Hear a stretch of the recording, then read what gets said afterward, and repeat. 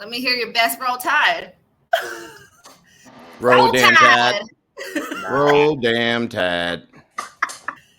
Where's the music? Oh.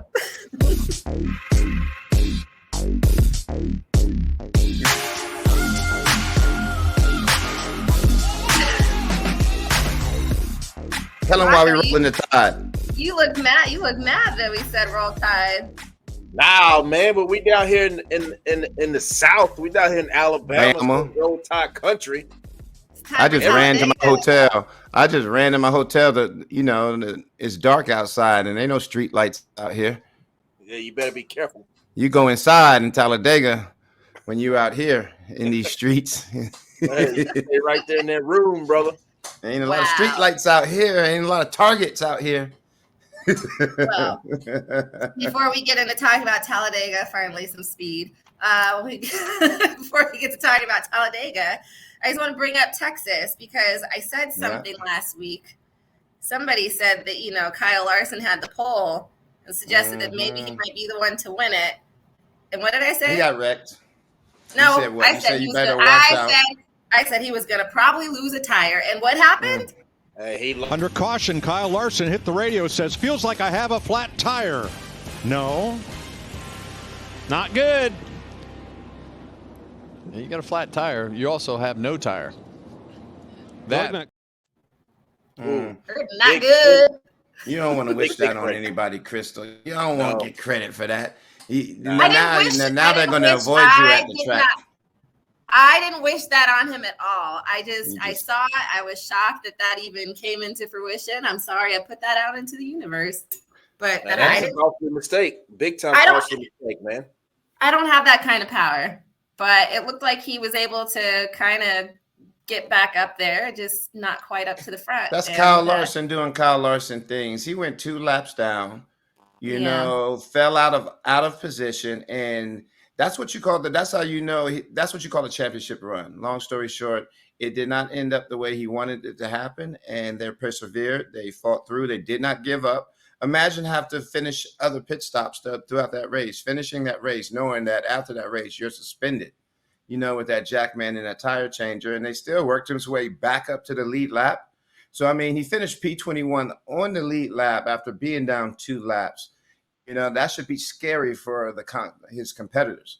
That says a lot about exactly. It says a lot about his team. It says a lot about how his crew chief commands the attention to detail, right? How they believe in one another. Yeah, they made a mistake and they bounced back, man. That was a costly mistake too. They was dominating at that point in the race, right? And then they go down 2 laps to get 2 laps back in the race. That's pretty big, man. And it's one of those teams. It's uncharacteristic for them to have that type of mistake as well. Those loose wheels. That's not a 5-team type of issue, which just shows too. Maybe they're comfortable because at the end of the day, we're getting closer and closer to this All-Star race, and everyone knows what accompanies the fastest pit stop at that All-Star race. Or did we forget what you get for winning that competition? You win $100,000. Big bag. To split between your pit crew and your team, $100,000 for you for the fastest pit stop. But at the end of the day, we're not having a pit stop competition each week when we go to these races. These are points paying races where your positions pay dividends, points for the championship, and we cannot treat these races like a pit crew competition. And I'm not saying that they are. I think this all stems from what we talked about, what we've been preaching about from the past 3 shows, Chris, about where it all stems from in these mistakes. And I believe it starts with the tire carrier and the indexes. We don't have beast mode tire carriers who focus on holding that tire anymore against the hub. They're only focused on being fast and quick runarounds and trying to get that 8.4 second stop. I think the 9 was credited with the fastest pit stop, right? Yeah, but we can wait before we get there. Follow the notes. Okay. Sorry. That's what we have it for. I don't even have my notes up. Same. But you're right. You said it starts with the carrier. Yep. And start talking about the penalty, though, because it looks like Kyle Larson, because of that missing tire, ended up getting. He didn't have a good index. And Fox does a very good job of showcasing um, what that looks like, in layman terms for the people who aren't mechanics, who aren't familiar with racing. And, that they showcase that during the race on television. And I think we have that graphic, don't we? We do.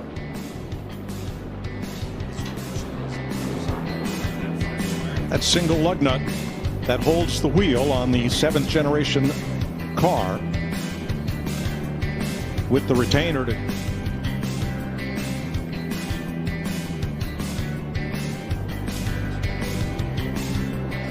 and that retainer designed to keep that nut from. Yeah. I just thought it was, I think now that I hear it again, I think maybe Mike Joy's mic just got cut off. I don't know that. But did you see that tire go on back and forth? I mean, when they show you the back of the pins, the back of the tire, the back of the wheel where all those holes are, and then that tire slams onto the hub and it just goes back and forth onto the hub. I mean, it has to be securely on the hub and stay there while the gun is drawing that lug nut up and spinning. And it's a bang, bang play, like you said, Crystal, and it's a timing thing where if that timing is disrupted, because maybe you don't get there at the same time, maybe your hose gets caught while you're coming there, or maybe the tire that you're pulling out gets hung up and you can't roll it to the wall the way you normally do. When that timing is disrupted, that's when quick decisions have to be made. And you don't have time to think because we're living in tenths of a second. And we have to understand it is going to happen again. I have never met a human who is perfect. And we have 5 humans who are expected to be perfect every single time. I call that unrealistic expectations. You don't want to say it's never going to happen, but you do want to minimize it and make sure you don't have repeat mistakes. So that's what I'll be looking out for as it relates to that 5 team. So he's got 2 people suspended, right? On the 5? Right. You get the jack man and the changer. Yeah. Okay. Absolutely. So without those 2, who's taking their place? Next up. Yeah, you have backups. Who are their backups? It might be one of the tire changers who were overperforming on one of the Spire cars, either the 7 or the 77, because those are the out of house cars, the alliances that they have created where you get reps for your backups and the second string, as to say. So either they're pulled for one of those cars and replaced with a developmental, or maybe a not as experienced. But with that being a house car, they're definitely going to focus on replacing those 2 individuals with someone with the most experience and someone who is going to go in there and get base hits and not do the same thing again. Even though, like I said, that is not characteristic for that pit crew. So, they might not even be used to being in this situation with having those 2 individuals suspended, because it's just not something that happens frequently or something that's associated with that team.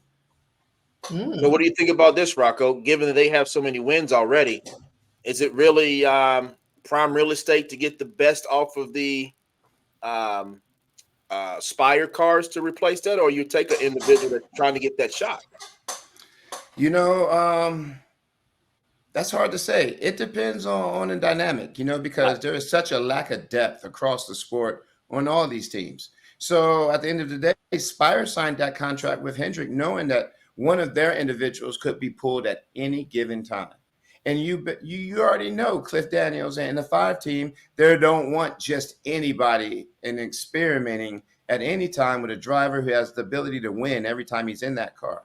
We're not even paying attention to the fact that this is a driver who is doing the double this year. I mean, they should be following this dude everywhere.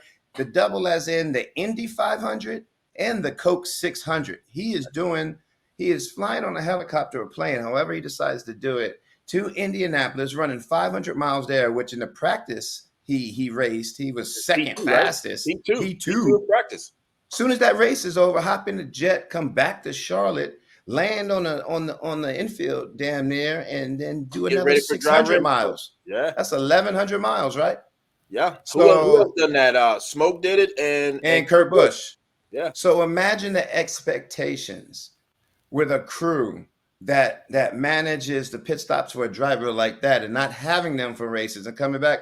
This is an experienced crew. They know situations like this could happen. And I bet you that loose tire came from, just that locking mechanism, that pin, that spring pin. It just wasn't secure, probably because these indexes need to be cleaned up across the sport.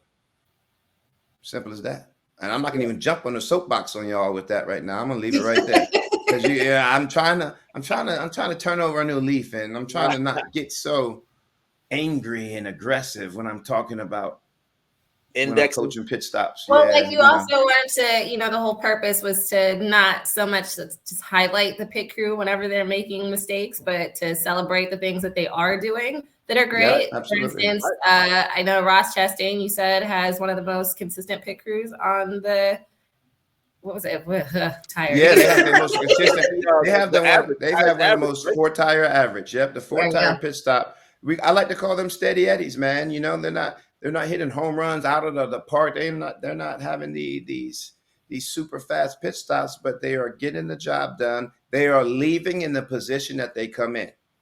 And when you have a driver like Ross Chastain, any driver running in the top 10, especially the top 5, that is the secret sauce. Leaving in the position that you came in. Maintain or gain. Well, who are these guys? Let's see them.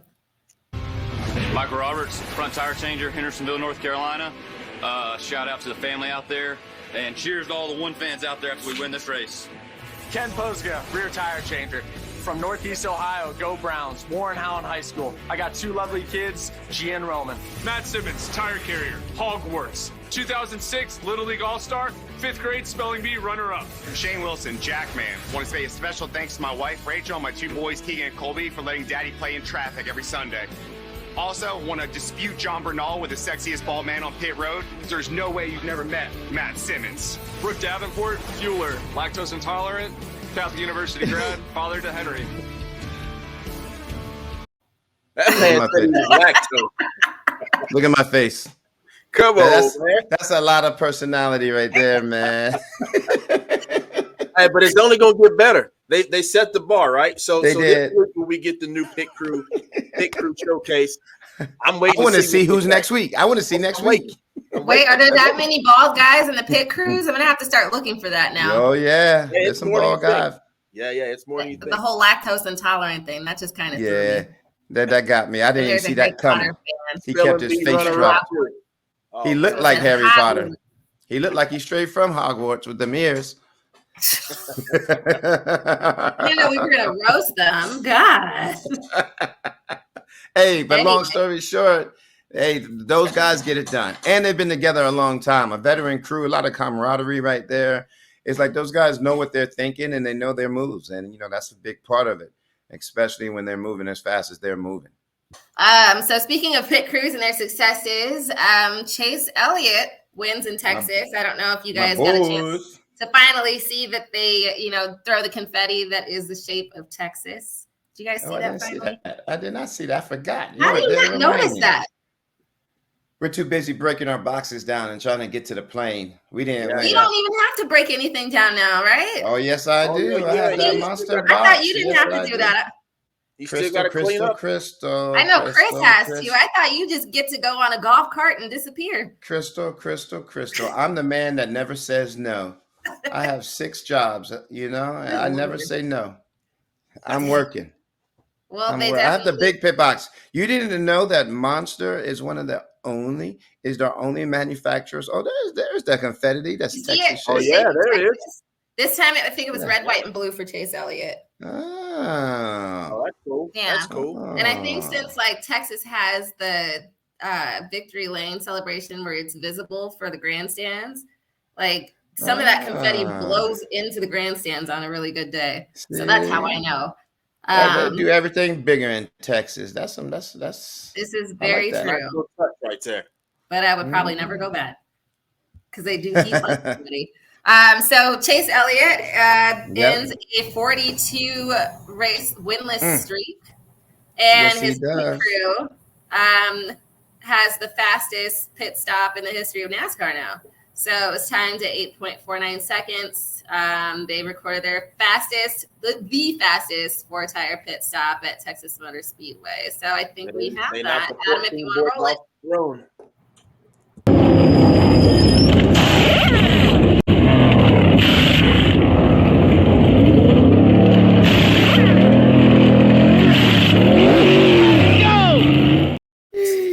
Now, did they do the carrier drop? Play that again. Play that again, Adam. Let's look at the front changer. Who dropped the jack on the left side? Was it the front changer or the jack man? I think it was the jack man.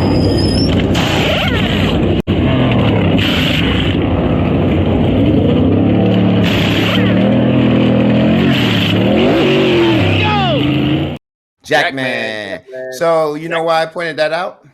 No. They have the fastest stop recorded currently without even doing the cheat code. The cheat code is when the jackman, after he indexed the tire, he doesn't even make this move to go to the jack and drop it, because the tire changer on the front, once he facilitates his lug nut, he reaches over and drops the jack, which saves about maybe 2/10, 3/10, but everything has to go smoothly, which has made the 7 car very, very famous, and why they're on top of the leaderboards, constantly as far as pit crew, because they were the first one not only to invent the bulldog, which is, the right side jack release, but also doing that front tire changer drop, and a lot of other teams have started doing that. Oh, very risky. Remember, it bit the 23 guys, remember? Right. Remember, 23 dropped the jack too soon doing that. I was like, do you really want to do that just to save some time? It's risk versus reward. It's a slippery slope. And that's why I get so aggravated when I see teams not in contention of winning, have these issues. No, I say that backwards, because it's the teams that have a chance of winning that should know better. They should know that they don't have to do the fast stop on purpose. You think the 9 and Chase Elliott's pit crew, when they came in, they said, oh, we're going to give him a super fast stop on this pit stop and send him out up front? No, they just said, hey, no mistakes. Let's just do what we do. And it just so happened to be the fastest stop in the world on that day. And that's when it happens. It comes when you're not trying, when you're not looking for it. It comes when you're just trusting in yourself and doing what you know you're capable of doing and believing in your fundamentals. And just like I said last week, remember when I asked Joel what he felt when the 11 car, had that pit stop, and he said it was just so slow. It felt like it was in slow motion, and that's how you ask anybody who busts off a super fast pit stop immediately after they finish. Hey man, what do you remember about that stop? They're like, man, it felt like it was just so slow. I didn't even think it was that fast. I guarantee you that's what they'll say. And that's always the case with the good ones. Slow is fast. We always say that. Very true. I don't think I'm going to share the in many sports story, because that goes into a different type of racing that we don't cover. So we are going into Talladega. And there you go.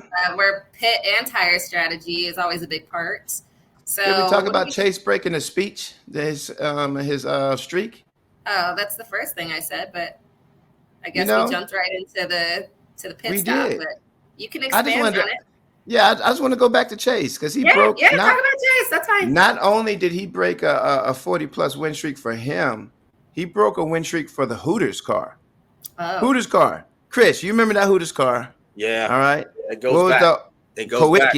And those drivers, that Hooters car hasn't seen victory lane in a long time. You got a lot of veterans out there in racing, on pit crews, in shops that was on that Allen car, on that Hooters car back in the day, with a lot of great stories from those moments, man. He was the first driver owner to win a championship, right? So that Hooters legacy goes back a long way. Can y'all feel like relating right now? Are y'all feel like relating to me?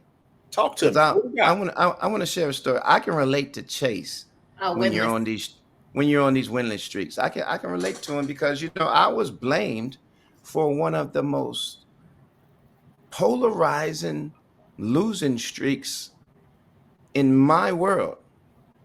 I was held responsible for Jeff Gordon not winning a single race the entire year, according to my mentor. He said Jeff will win races every single year. And it wasn't until you got on his pit crew, he did not win a race. That's what he told me. And I just that bothered me. So I had to go through my victories.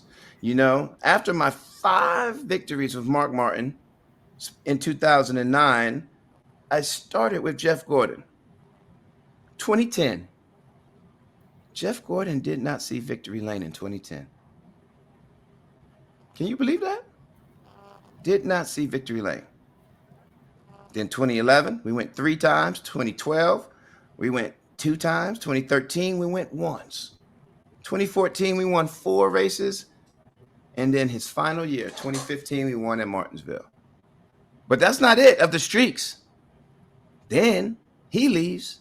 In comes Chase Elliott in the 24 car. Can you believe the first 2 years of Chase Elliott's career when I was carrying tires for this dude? He failed to reach victory lane. Who do you think was credited with that?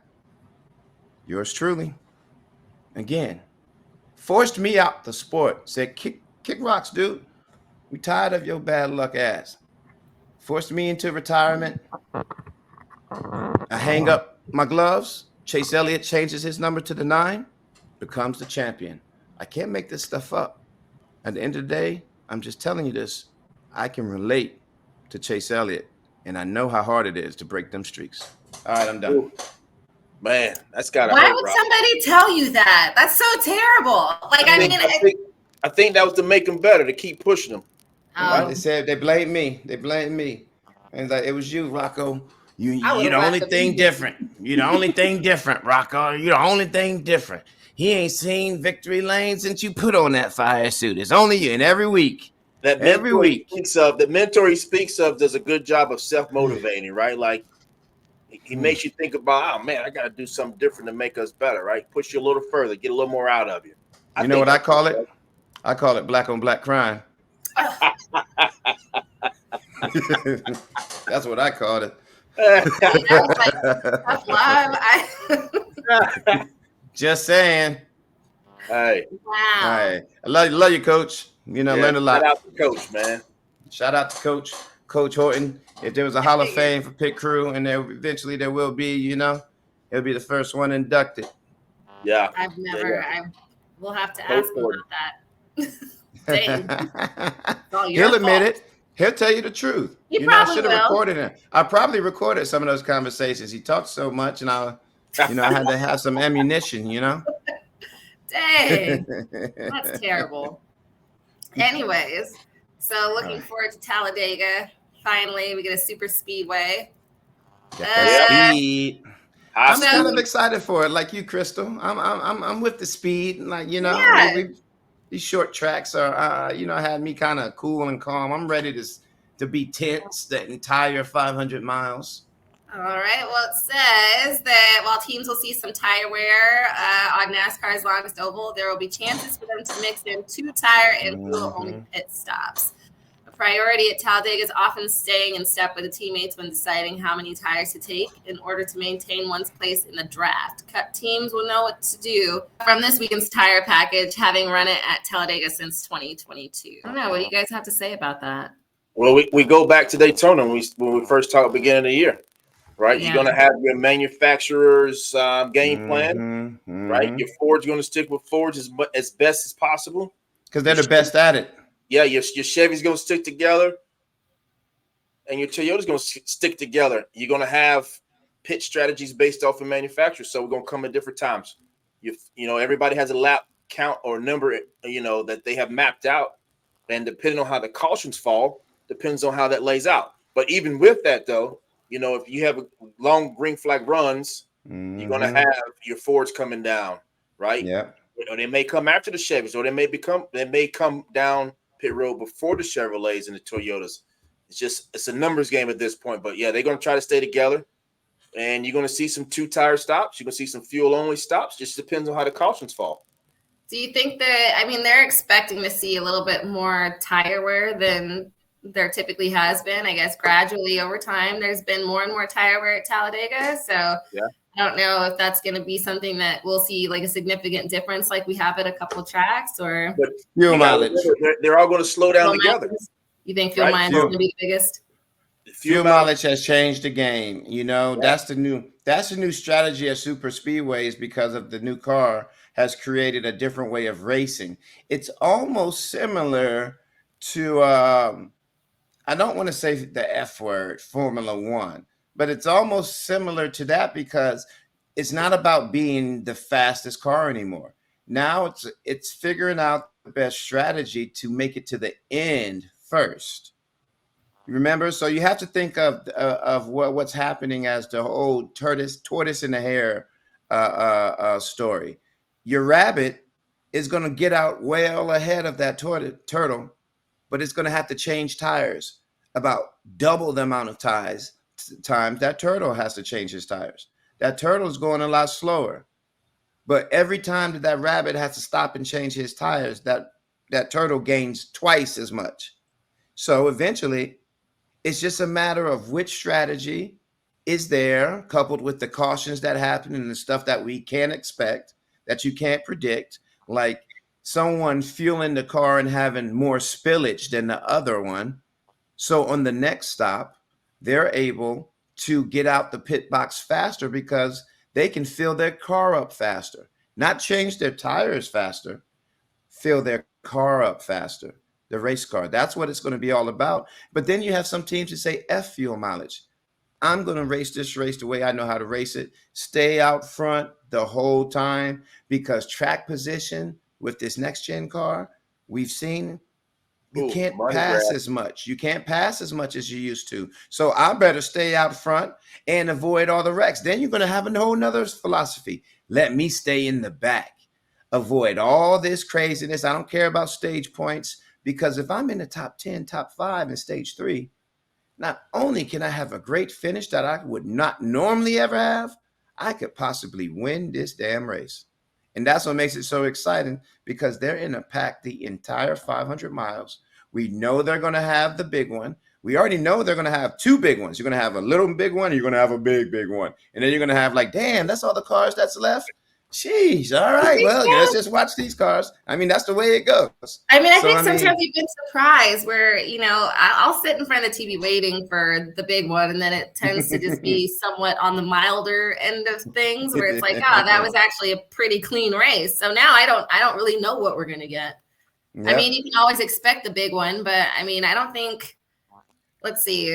I don't think I've seen too much carnage, considering what was it, Daytona 500 maybe 2 or 3 years ago, where by lap 20 half the cars were gone. Yeah, you got a top 8, you got a top 10 by default in that race.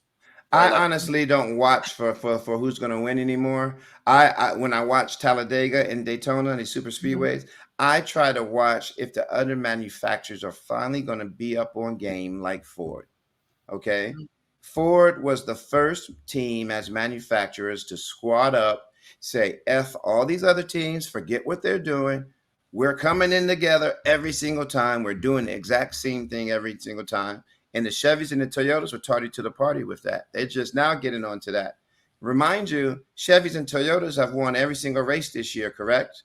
Correct. Every single race. Ford has not won at all. I think this might be your week.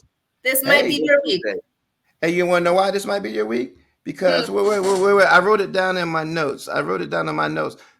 They have won 4 of the last 9 races.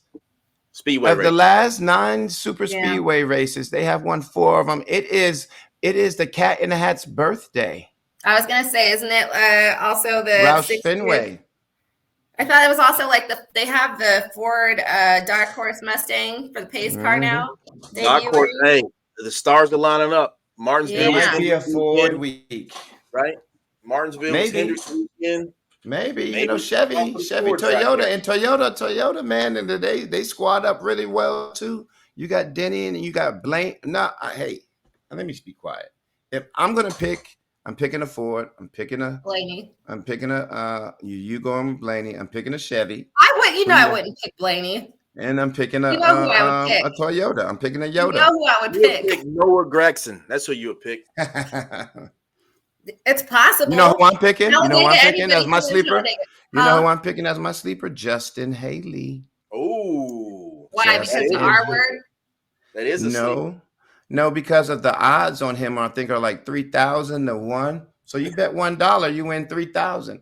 And he's a great super speedway racer. He's won Talladega before, and we have the R word. And we have the R word.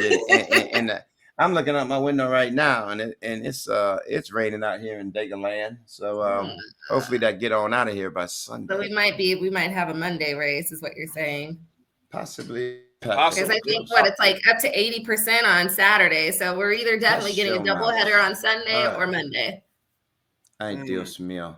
We don't have lights that day. That's the challenging thing at Talladega. You know, it can rain and this track is so big. It takes about 2 hours or more, 2.5 hours to dry this track. But then if it's still raining by 5 o'clock, it has to stop by a certain point because it gets dark and you just can't race 200 miles in the dark. Yeah, no lights safely.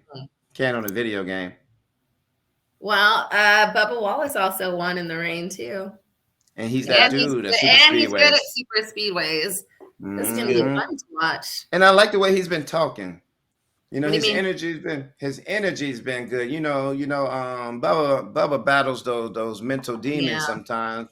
And he's really, really, you know, he just seems really upbeat. He seems really positive, you know.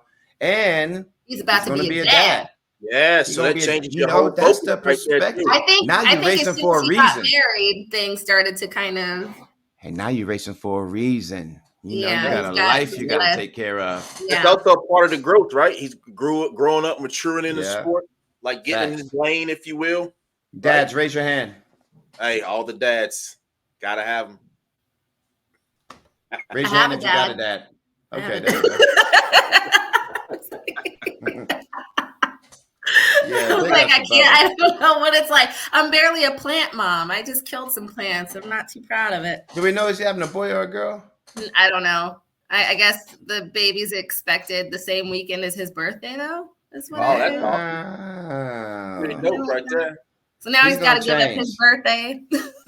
He's gonna change, man. You're gonna change for the good, or you're gonna change for the bad. You know, I think he's gonna change for the good. No, I'm not saying there's not for the bad. When I say good, you know, this is a known fact. You know, a baby will motivate you, or they'll scare you. You know, so simple as that. You know, either they'll motivate them or they'll scare you. You know, my babies made me want to work harder to put food on their mouths. They motivated me. But then I was a little scared too, where, damn, if I keep on getting these hits and concussions, I might not remember them. You know, I might be brain dead. You know, this sport is violent. You know, what happens? Like you have to survive. You have to be around for them. Exactly. So at the same time, it's a slippery slope that you have to manage. But at the same time, you know, Bubba Wallace is one of the greatest in the world at what he does. So, you know, I'm pushing for it to be on the positive side of motivation, because him doing what he's doing already, if he capitalizes on that and does better than what he's doing already, shoot, I should see him as a multiple time winner running for the championship. He should have Big Mac's named after him, Combo Mills named. We should have Bubba Wallace Mills all over the place. Speaking of streaks, when he won in Talladega, I don't really eat McDonald's. I don't enjoy fast food. But that day was so big that I was like, you know what? I'm going to stop at McDonald's and just go ahead and pay for his. I bought like a whole bunch of, I bought a lot.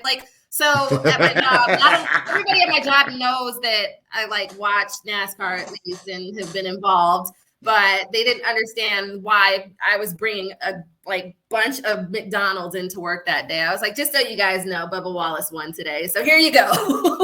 Half the people I work with don't even eat McDonald's, but it was like chicken nuggets. I got I don't know, everything on the value menu. I was just like, I don't know what to get. So I just got everything. Good for you. There you go. That's how you support the sponsors. That's how you support the sponsors, you know? Yeah. I was like, I want to feel like I'm paying some of his check. Hey, the sponsors keep us going, man. Gotta have them. That's why I go to Kroger. Yeah. I see a Harris Teeter. I see a Lowe's, you know, but then when I see the Kroger, I think of JTG. I think, man, I'm about to go into Ricky Stenhouse and get some groceries, you know? I still don't know why Buc-ee's is not a sponsor yet. As big as they are and as many locations as they've got, you know they've got money. I'm talking to them. They can do it. I'm talking to them. I'm gonna buy some of those Buc-ee pajama sets for the whole family before. I thought you already bought the one. You were gonna get the onesie. I was the onesie. The $25. I punked out because I spent all my per diem, but I'm saving my per diem this time. He spent his per diem on Buc-ee nuggets. Beaver nuggets. I just feel like if they were involved, that's what they call beaver nuggets. That's what they call beaver nuggets. Buc-ee nuggets with a little beaver on the front of the on the hood. Bucky. I just see it. Bushies. No. Bushies. I'm gonna go to Bushies. Bucky's. I don't know what other sponsor would you like to see in NASCAR? Like, have you ever thought about that? Like, just how they would have Yeezy. like their Yeezy. Who? Yeezy. Really? Yeah, has some a Yeezy car out there. I feel like that would just be a blank beige car. Like a weird beige car. That's what you're gonna get. I like to see like the YZY on the front. Ooh, that's a great question, Crystal. Who would we like to see? You haven't seen his Apple products on cars. You've seen like IBM, Lenovo products. You haven't seen Apple products out there like that. Here's the tech guy. Yeah. Oh yeah, he knows. What about Geek Squad? We had Geek Squad on the car one time. Then we had Best Buy on the car, yo. Yeah, Best Buy was in there. I mean, I just want to get back to like when they had all these like fun die casts, because of the wraps. Yeah. They had like the McDonald's, what's it, Mac Tonight? Mm-hmm. Yep. They had a Jurassic Park one, SpongeBob. Like, those are fun. We need more. We raced Indy with the Smurfs one time. You know what I mean? Yep. Transformers car. Yeah. Yeah. Transformers car. Oh yeah, that's Best Buy car right there. Yeah, it is. I love that car. The Best Buy was my favorite store, man. I Mac Tonight, Adam. I want to see Mac Tonight. That's probably one of my favorites. And I don't even, like I said, I don't even eat that much McDonald's. And the Batman car. No, there was a Batman car? Yep, and the Beanie Weenie car. Danica had the Superwoman car for the movie. Danica had the Superwoman car. Sure did. Jimmy, every time Jimmy wore a car scheme, he wore that Madagascar car for years at Dover. He would win every single time. He was in that Madagascar car. There we go. Mac Tonight. Mac Tonight. Man. I never heard of that. What? Oh, you know what? I think because Mac Tonight was like on the West Coast mostly. That was like in the 90s. McDonald's. He was this moon man that would play the piano. He was like Ray Charles, but a moon. Macaroni? That's what they said? Mac Tonight. That's macaroni? It's just a McDonald's character. Oh, jeez, you talk. I'm gonna have to Adam, do me a favor. Back when they had the California raisins at Hardee's, man. Yeah. I knew the raisins though, but I didn't know the Mac Tonight. Yeah, Mac Tonight. And they got close enough when they brought the Hamburglar. Knew the Hamburglar car, and I was mad. They didn't do Grimace, did they? Was it Grimace and the Hamburger? There you go. That's Mac Tonight. It's a little creepy. You know why I don't remember that? Because I was in Germany when that was popping off, and they ain't had no Mac Tonight over there.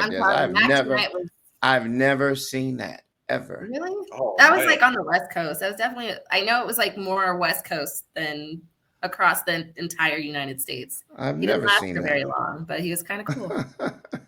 I remember there's a McDonald's in the middle of like Hollywood somewhere. It's like a 2-story McDonald's, and they had like a little piano with that little statue on it. When we go to when we drive to Bristol, there's that 2-story Wendy's we drive by in Boone. I thought that was pretty impressive. Yeah. And they're pretty involved. They have they had Noah Gregson when he was there for a bit. Yeah. Wendy's is in now. Yep. Wendy's is in. Who are they with now? Who's their SVG in Trackhouse, right? Oh, he's racing this weekend in Talladega. Yeah. SVG Trackhouse has the Wendy's. They got the Anheuser-Busch deal. Yeah. See, look what Adam said. Mac Tonight is a fictional character who was used in marketing for McDonald's during the 1980s when I was born, right? I was in Germany then. No, I never saw that character. I didn't move to the States till I was 9. Yeah, and that was 90s. I was about to say, I feel like in the 90s is when he really like popped off though. Really? Yeah, because I remember I was born late 80s. It said late 1980s. Yeah, late 1980s. You were born in the early 1980s. Yeah, it's definitely around that California. Rocko tried to get, he was like, I'm an 80s. I was in the 80s. That's when I was born. No, more like 87, 88, not 81. Hey, I look good for 55. You know? I didn't say you look bad. I just said, it's not the same. You can't say 80s. You think you're on the back end of them. You were at the beginning. 70s. like 79. I got you. Mac tonight. I know who he is now. Yeah. So now we're moving towards Dover. I don't want to get into it too much, but I mean, it's a mile track, so I'd still consider that short. R word going to be prevalent up there as well. Always high fast racetrack, concrete racetrack, self-clearing. You crash, everything comes to the bottom. I've won there. I've won there with Jeff Gordon and Chase Elliott, so it's very special to me as well. I won there with Chase Elliott in an orange car. The orange Drive to End Hunger car, the AARP Drive to End Hunger orange paint scheme car. So I got to go look that car up and see why was it orange. Yeah, I don't know. Adam would probably do it. Just in case anybody doesn't know, Adam does everything that's technical for us. Adam's the man. All the visuals, even getting everything together, because if everybody knows me, my computer is an HP. So that right there should tell you enough. You will have a lot of pit stops at Dover too, and it will be very action packed. Like it's small pit boxes. It's low key one of the fastest racetracks we go to, for the size that it's at, because of the banking and the way that it just produces so much speed. And pit road is very narrow. What I remember most about pit road is that, when you're pitting the car, you have tight butt cheeks the whole time because you feel the cars buzzing you when they drive by. Just butt cheeks tight. There's my car. There's your drive to Yeah. I don't know why it was orange, but that was the car winner right there. We won. Well, is that the orange ribbon? Is that their thing? It might be. The drive to End Hunger might be. I don't want to lie, but the power of the internet. We know how great my memory is, but I just know I was there. Winning there is cool. You get that monster, man. Got a couple there. Got the monster trophy. Got a few of those, and it's Miles the monster. Miles the monster. When you go to Dover, there's no hotels and there's no big airport. You got to either fly to the Air Force Base or you got to fly to Baltimore or fly to Philly. And then when you get there, you have to Airbnb because there are no hotels during race weekend. But, unless you get into the casino. Dover Downs. Yeah, Dover Downs. You want to get in the casino, but if you don't get in there, which, it's always booked. I was going to say, it seems like it would be booked pretty quickly. Dover's not my destination vacation spot, put it that way, but the racetrack is very exciting. So it turns out wearing an orange ribbon shows support for people suffering from hunger. So Drive to End Hunger. Orange ribbon for hunger. Well, it was on the car. I just guessed. I just saw an opportunity to get a new fire suit and match some new shoes. You get to keep them? With the orange. Yeah, we get to keep them. You have all your fire suits? I have all my fire suits. We could do a show around all my fire suits. And my old crew shirts up there in the attic because I can get a lot of money for those. They're like vintage or something like that. Well, Kyle Busch already has vintage ones. So like the M&M's thing from Kyle Busch. I was walking around LA and I walked by this Kyle Busch's fire suit, Jeff Gordon's fire suit. It wasn't even a fire suit. It was just a regular like the pit shirts or whatever. The crew shirts. Because you can buy those off of Fanatics. That was considered vintage, and they were selling it for $50 to $80 at a resale shop. I was like, they're joking, right? So. Well, he was still in the M&M's car at the time too. This was 3 years ago. I think I saw that. And I was offered $100 for my T-shirt. 100? Yeah. Man, you probably sell anything there. 24 merchandise is pricey. Dude asked me for my hat off my head in the bathroom. I'm like, dude, not in the bathroom. And no, man. I'll give you $150 for it. What about a shirt after that? You just go walk out of the bathroom with no shirt on? Man, dudes are weird with beer and racing. You combine beer and racing, man. Guys get a little weird. Speaking of which, I'm going to send, unless Adam can look this up, I want this to pop up because every time Talladega comes up, I always think of this. I don't know if you guys have ever seen it, but these guys are shouting, show your butthole. What? Show your butthole? Who yes. Crystal. No, I'm not saying. Watch your mouth, Crystal. I will not. This guy's like, we're feeling a rectum. And that's all. Whenever somebody. Last week it was the wiener dog, the little pink wieners. Now it's what's wrong with it, Crystal? What's wrong with it, Chris? It's not me. What's wong with it, Chris? I don't know. What's wrong with your sis? Wait, no. I'm sending it right now. I will. Every time. Show me your butthole. No, you just said that people get weird at these races, and so this will always remind me of Talladega. I just sent it to Adam, and everyone. I got tired to see your boobs, so I want to see some butthole. Show me your butthole. Show your butthole. Butthole. Reveal your rectum. Let us see that butthole. I'm all jacked up on Mountain Dew, and Chip, I'll kick your fucking ass. I'm all jacked up on Mountain Dew. He wants to see some butthole.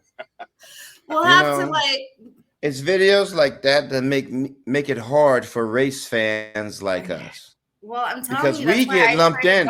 We get lumped into that group. We get lumped into that group. I mean, just because drink anything out of a sandal. Show me your butthole. What he said, reveal your rectum. That's probably the guy that asked you for your shirt. Oh,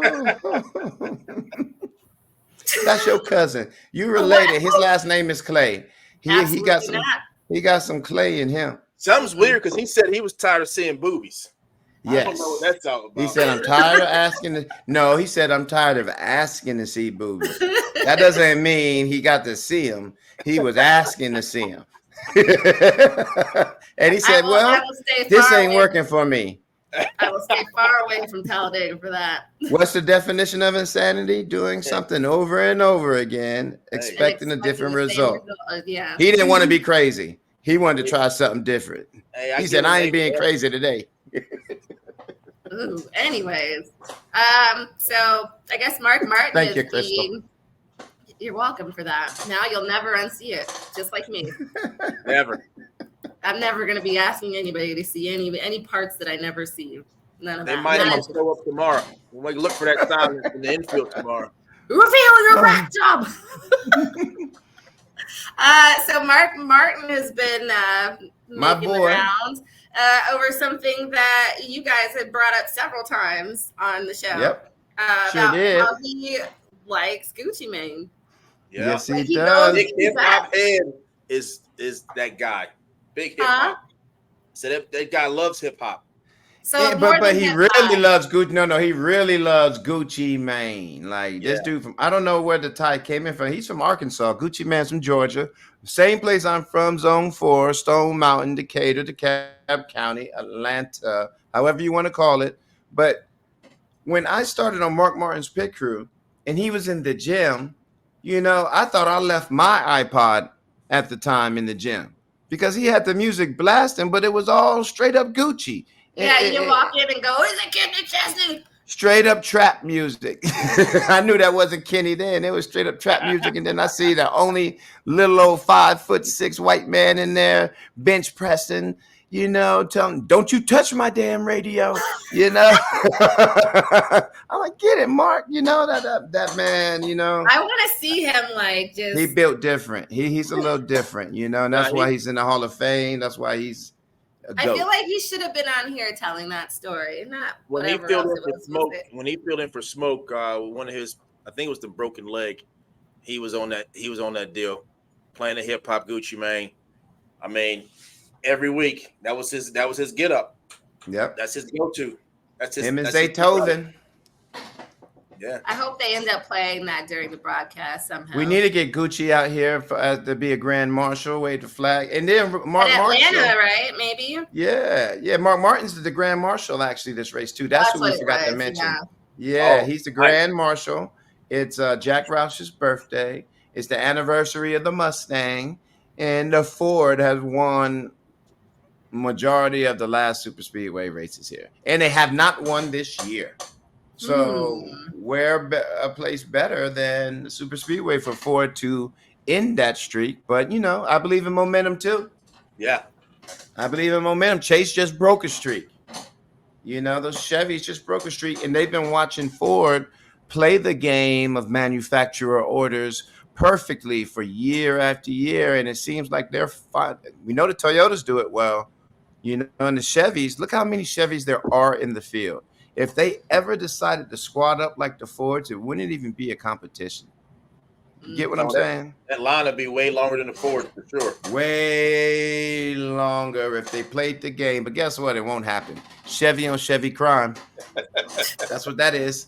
Chevy a little different, man. That's Chevy on Chevy crime, man. You know, you got some egos in them Chevy camp. They like, man, you know, you get yours how you get yours. I get mine how I get mine, you know. That's the way the bow tie brigade, you know, operates. You know, but Toyota is like, kumbaya, one team, one dream. Let's get them all. Let's get them. We can get them. We can get them. You know, they're a team, you know. Yeah. Chevy, everybody wants to win. Man, it's my turn. Nah, it's my turn. Nah, it's my turn. Hey, every man for himself.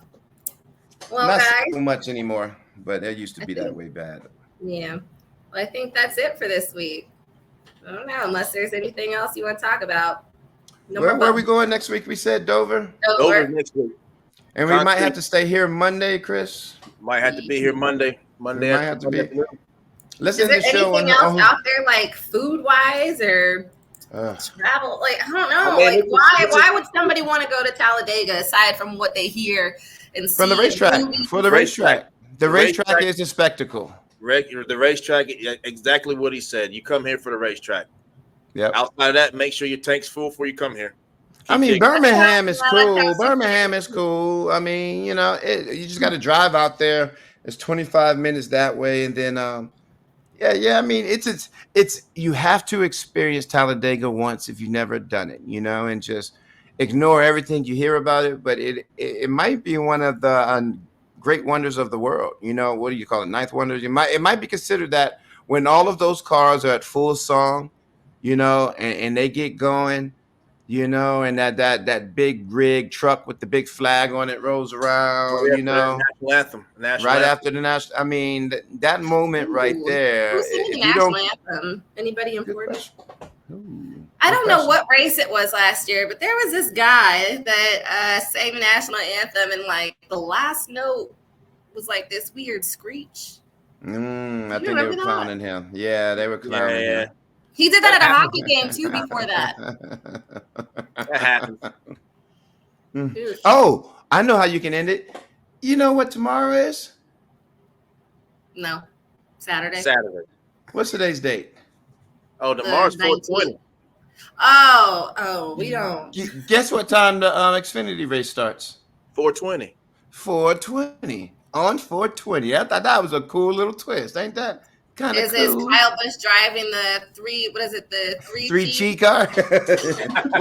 well, you live out there in Cali, girl. So I'm in Vegas, but it's legal out here too. But yeah, you out there on the Vegas. I don't 420 on 420. The Xfinity race on 420 starts at 420 and 2024. If you read it backwards, it's the same. 420 2024. Oh, look at you, Adam. You're such a nerd. No, I just spend too much time on the internet. How do you think I found the butthole thing? I'm on the internet all the time. 420 2024. So are you trying to say that the 24 is going to win? It reads the same. It reads. Oh, yeah. You might need a bet on the 4, the 20, or the 24. That's who I'm betting on. The 4, the 20, or the 24. I'm going with the 4 car. We're going to go off of that. I'll throw the 7 in there too. Grandma might bet on the 7. There it is. I'm keeping my money in my pocket. No, I didn't say the 7. I meant the 7. No, what's Justin Haley? The 51. I don't even know what number he is now. The 51. Is it 51 Cody Ware? Oh yeah, because Cody is back.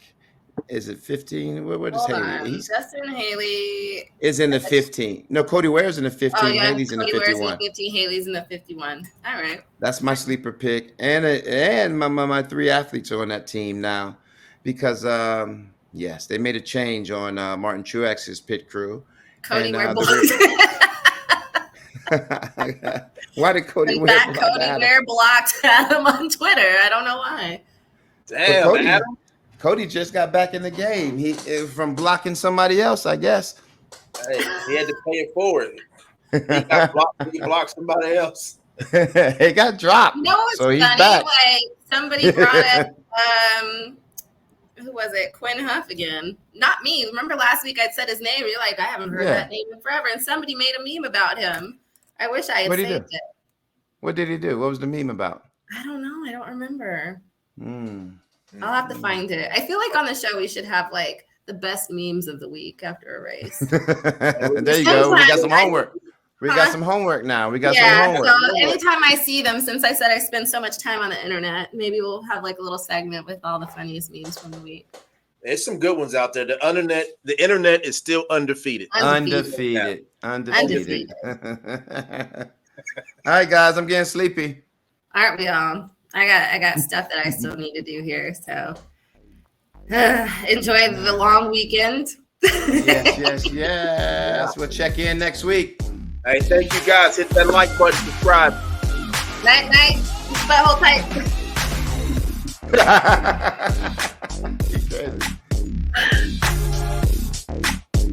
Wherever you watch your podcasts,